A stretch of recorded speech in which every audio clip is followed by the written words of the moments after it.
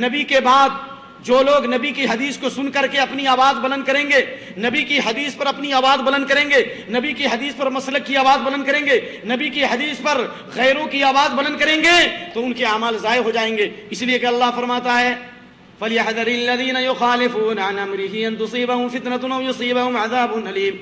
جو رسول کے حکم کی مخالفت کرتے ہیں ان کو اس بات سے ڈرنا چاہیے کہ اس دنیا میں ان کو فتنے سے دوچار ہونا پڑے گا یا اللہ تعالیٰ دردناک عذاب سے دوچار کرے گا۔ کیا مطلب ہوا اس کا؟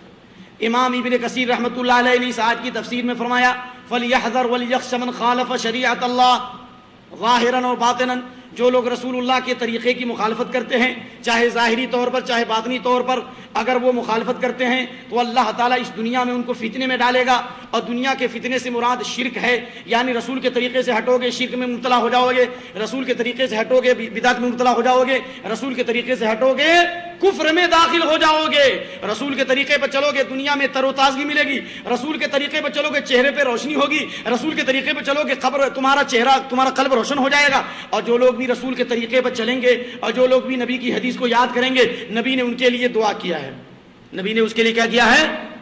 نبی نے کیا کیا؟ دعا کی۔ یہ حدیث متواتر ہے۔ نظر اللہ عمران سمع مقالتی فحفظها واداها كما سمع۔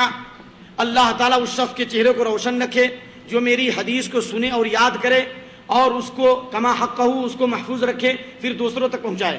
حدیث کو سننے والے، حدیث کو یاد کرنے والے، دوسروں تک پہنچانے والے، اللہ تعالیٰ ایسے لوگوں پر رحم و کرم کرے گا۔ اور نبی نے ان کے لیے تر و تازگی کی دعا کی ہے، اللہ اس کے چہرے کو روشن رکھے۔ اس لیے سفیان بن عیینہ محدث کہتے ہیں ما من احد یطلب الحدیث الا وفی وجہ نظارہ۔ جو آدمی بھی حدیث کا علم حاصل کرتا ہے، جو آدمی بھی حدیث کا درس دیتا ہے، جو آدمی بھی حدیث کا پیغام لوگوں کے سامنے پیش کرتا ہے، کبھی اس کے چہرے پر کبھی اس کے چہرے پر پسمردگی نہیں ہوگی، کبھی اس کے چہرے مایوس نہیں ہوں گے، کبھی اس کے چہرے کے اوپر مصیبت نہیں آئے گی۔ دنیا کی تاریخ میں دیکھو فقہا کو اللہ نے بڑی بڑی دولتوں سے نوازا، بڑے بڑے شاہان اور سلاطین میں ان کی مقبولیت تھی۔ امام یوسف رحمۃ اللہ علیہ دیکھو، بڑے بڑے بنو عباسیہ اور بنو عباسیہ کے اور بنو امیہ کے لوگ ان کے ہاتھ میں تھے، بڑے بڑے فقہا کو اللہ نے بڑی قوت دی اور علم کا کام لیا بادشاہ و سلاطین سے۔ لیکن محدثین کو بادشاہوں کی قوت حاصل نہ ہوئی، حکومت کی قوت حاصل نہیں ہوئی، لیکن اللہ نے امام بخاری سے، امام مسلم سے، امام ترمذی سے، امام دارمی سے، امام ابن ماجہ سے، امام مالک سے اللہ تعالیٰ نے دین کا وہ کام لیا جو دوسروں سے نہیں لیا، اور اللہ تعالیٰ نے جس طرح ان کی محبت لوگوں کے دلوں میں ڈالی دوسروں لوگوں میں نہیں ڈالی۔ اس لیے میرے بھائیو، اگر نبی صلی اللہ علیہ وسلم کے طریقے پہ چلنا چاہتے ہو اور اللہ اور اس کے رسول کے طریقے پر قائم رہنا چاہتے ہو، اللہ اور اس کے رسول سے آگے نہیں بڑھنا چاہتے بلکہ پیچھے رہنا چاہتے ہو، تو حدیث رسول کا مطالعہ کرو، حدیث رسول سے دلچسپی رکھو۔ اور اللہ رب العالمین نے 6 آیت میں اللہ تعالیٰ نے اس کی 3 آیت میں اللہ نے فرمایا ان الذین یغضون اصواتهم عند رسول اللہ اولئک الذین امتحن اللہ قلوبهم للتقوی۔ جو لوگ اپنی آوازوں کو نبی کے سامنے پست رکھتے ہیں، یعنی نبی صلی اللہ علیہ وسلم کی جب مجلس میں ہوتے ہیں تو آواز کو بلند نہیں کرتے بلکہ پست رکھتے ہیں، اللہ نے ایسے لوگوں کے دلوں کو ایمان کے لیے چن لیا ہے، خالص کر دیا۔ کیا مطلب ہوا ہے؟ یعنی خواہشات رکھنے کے باوجود بھی اپنی زبان کو بند رکھتے ہیں، نبی کی مجلس میں بولتے نہیں ہیں بلکہ سنتے ہیں، تو ایسے لوگ متقی ہیں۔ لیکن اس آیت کی تفسیر میں مفسرین کہتے ہیں نبی کی زندگی کے بعد جو آدمی قرآن حدیث کی بات کو سن کر کے من وعن تسلیم کر لے تو وہی متقی ہے۔ متقی کون ہے؟ جو اپنی آواز کو نبی کی آواز کے مقابلے میں کیا رکھے؟ پست رکھے۔ اللہ نے کہا ان کے دلوں کو اللہ نے تقوی کے لیے چن لیا ہے۔ تو معلوم یہ ہوا کہ جو سنت اور حدیث کو سننے کے بعد خاموش رہے اور سنت اور حدیث پر صبر کرے تو اللہ تعالیٰ نے ان کو متقی کہا ہے۔ معلوم یہ ہوا کہ جو کتاب و سنت پر چلے گا وہی متقی ہوگا، اور جو کتاب و سنت پر نہیں چلے گا وہ متقی نہیں ہو سکتا۔ چاہے آسمان میں پرواز کر جائے، چاہے وہ کرامتوں کی بارش دکھلا دے، چاہے وہ سانپ اور انسانوں کو سانپ اور بچھو بنا دے، چاہے وہ مٹی کو پیسہ بنا دے، یہ کوئی کرامت نہیں ہے۔ اگر اس کا نام کرامت ہے تو دجال جو آخری زمانے میں آئے گا وہ آسمان سے بارش بھی برسائے گا اور ایک آدمی کو قتل کر کے زندہ بھی کر دے گا، اور اس کے ہاتھ میں جعلی جہنم بھی ہوگی اور جنت بھی ہوگی، لیکن اس کے باوجود بھی اس کی پیشانی پہ لکھا ہوگا کافر فی کافر۔ تو یہ میرے بھائیوں، ضروری یہ ہے کہ کسی آدمی کی زندگی قرآن و سنت کے اوپر وہی متقی ہو سکتا ہے جو قرآن و سنت سے ہٹ جائے، چاہے وہ جتنی بھی کرامتیں دکھلائے، وہ شیطان ہوگا، وہ مسلمان نہیں ہو سکتا، متبع سنت نہیں ہو سکتا۔ اللہ نے آیت نمبر 6 میں ایک بڑے فتنے سے آگاہ کیا۔ اللہ اور اس کے رسول کے احترام کے ساتھ سماج اور معاشرے میں فساد اور بگاڑ، اختلاف اور برائیاں کیوں پیدا ہوتی ہیں؟ فتنے کیوں پیدا ہوتے ہیں؟ اس لیے کہ ہر سنی ہوئی بات کو بیان کیا جائے۔ اللہ تعالیٰ نے آیت نمبر 6 میں یہ درس دیا ہے کہ ایمان والو ان جاءکم فاسق بنبأ فتبینوا، اگر کسی اہم معاملے میں کوئی بھی سنسنی خیز خبر پھیل جائے، فلاں جگہ آگ لگ گئی، فلاں آپ کو گالی دے رہا تھا، فلاں آدمی نے آپ کو بے آبرو کرنے کی سازش کی ہے، اگر کوئی آدمی فاسق آدمی، فاجر آدمی، جو دیندار نہیں ہے، جو نیک نہیں ہے، صالح نہیں ہے، مشکوک آدمی ہے، اگر کوئی ایسی سنسنی خیز خبر تمہارے سامنے پیش کرے تو اس کو بیان مت کرو، فتبین، اس کی تحقیق کرو۔ کیوں؟ اس لیے کہ اگر بیان کر کے یقین کر لو گے تو ہو سکتا ہے کہ کسی افواہی خبر پر تم یقین کر کے کارروائی کر دو تو ان تصیبوا قوما بجہالہ، نادانی میں کسی قوم کو تم تکلیف سے دوچار کر دو اور پھر بعد میں تم کو پچھتانا پڑے۔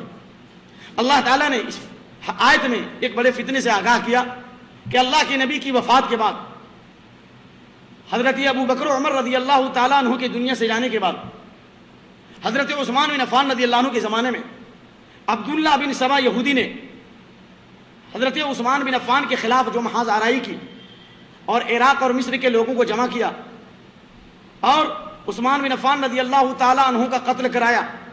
پھر اس کے بعد افواہی خطوط بھیج کر حضرت علی کو کچھ جعلی خطوط آئے، معاویہ بن ابو سفیان کے کچھ جعلی خطوط آئے، حضرت علی اور معاویہ کی جنگ کرایا، اللہ اکبر، رضی اللہ عنہم اجمعین۔ حضرت علی اور حضرت عائشہ کے ماننے والوں کے بیچ میں جنگ جمل ہوئی، جس کے اندر دونوں طرف سے ان فتنہ پردادوں نے تیر کی بارش کی۔ مسلمانوں کو چاہیے تھا کہ تحقیق کرنے کی یہ بارش واقعی مسلمان کر رہے ہیں یا کوئی دشمن کی سازش ہے، اور یہ افواہی خبریں، یہ جعلی خطوط عبداللہ بن سبا یہودی نے مسلمانوں میں دونوں طرف بھیج دیے۔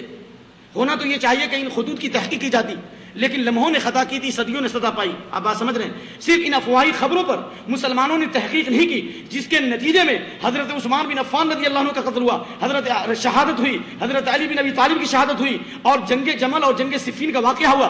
دشمنوں نے مسلمانوں کے آپس میں لڑایا، اور آپ کو میں بتانا چاہتا ہوں جنگ جمل اور جنگ صفین کا واقعہ اگر نہیں ہوتا تو مورخین کہتے ہیں کہ پوری دنیا میں اسلام کا ڈنکا بج جاتا ہے۔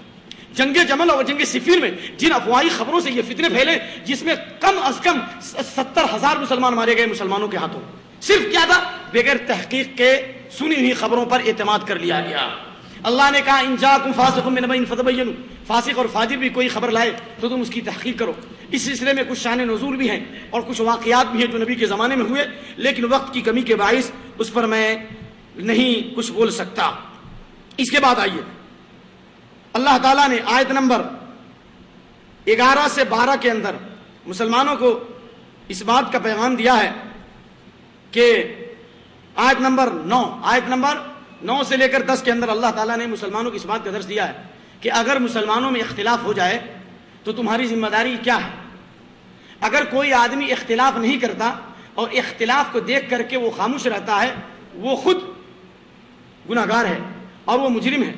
جس طرح اللہ تعالیٰ نے نماز اور روزے کو فرض قرار دیا ہے، ویسے ہی اللہ تعالیٰ نے اس بات کو بھی فرض قرار دیا ہے کہ وَإِن طَائِفَتَانِ مِنَ الْمُؤْمِنِينَ اقْتَتَلُوا فَأَصْلِحُوا بَيْنَهُمَا، اگر دو مسلمان آپس میں جنگ کریں اور ان میں اختلاف ہو جائے، فَأَصْلِحُوا بَيْنَهُمَا، اے مسلمانوں تمہاری ذمہ داری ہے کہ ان میں صلح کراؤ۔ یہ کن کو خطاب ہو رہا ہے؟ مسلمانوں کو ہو رہا ہے کہ کافروں کو؟ مسلمانوں کو۔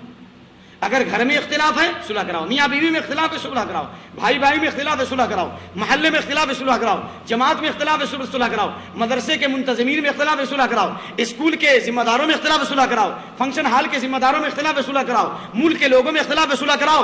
صلح کرانا اس کی ذمہ داری ہے، اصلاح کرانا ذمہ داری ہے اور انبیاء کی سنت ہے۔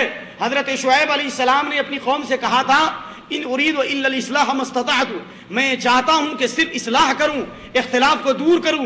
یہ امت برپا کی گئی اصلاح کے لیے، فساد کو دور کرنے کے لیے، اور اصلاح کے لیے دو چیزیں ضروری ہے۔ پہلی چیز ہے اخلاص، دوسری چیز ہے علم۔ اخلاص ہو اور دوسرا علم ہو، علم کی روشنی میں فساد کو دور کرنا یہ اس امت کی ذمہ داری ہے۔ اور آپ سمجھ لو اللہ کے نبی کریم صلی اللہ علیہ وآلہ وسلم نے اصلاح کے تعلق سے کہا ہے، ایک آدمی رات بھر نماز پڑھتا ہے اور دن بھر نفلی روزے رکھتا ہے، شاید کہ اس کی عبادت رد کر دی جائے، ہو سکتا ہے کہ اللہ اس کی عبادت کو رد کر دے، اللہ چاہے تو قبول کرے اور اللہ چاہے تو رد کر دے، لیکن ایک آدمی فرائض کا پابند ہے لیکن اپنے بھائیوں کے اختلاف کو دور کرتا ہے. اللہ کے نبی کی حدیث ہے، صحیح حدیث